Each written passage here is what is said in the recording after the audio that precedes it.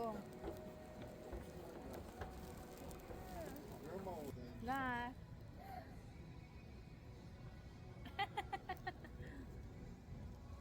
Walk. Kamu na sih. Right here. Dogin ako.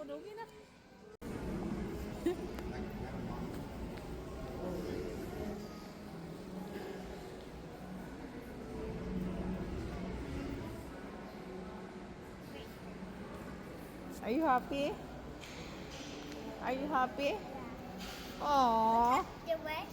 Mm.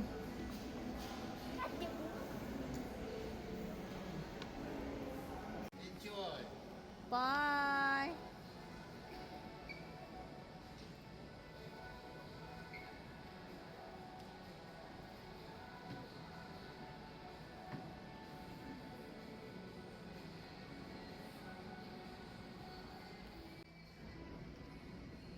Bye na.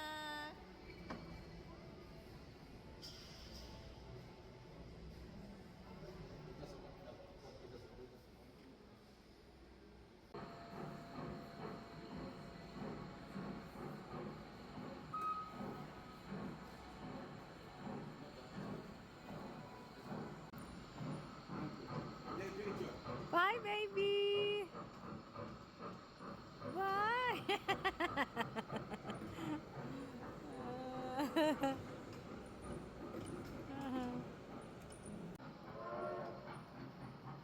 Bye. You like it?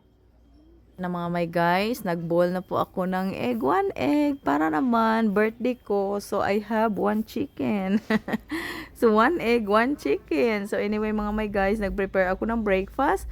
So yan talaga ang tradition sa amin, sa aming pamilya. Pag magbe-birthday kami, we have 1 egg to eat mga may guys. So may ano din tayo, kanang unsa na ba kanang mga superstitious belief din kami, no, ganyan din kami. So dinadala ko din dito sa Amerika kung ano yung na ano ko ni mama at papa. Tsaka anyway si Naknak very happy kasi may pa-surprise si daddy mga my guys. Tingnan niyo po yung reaction niya.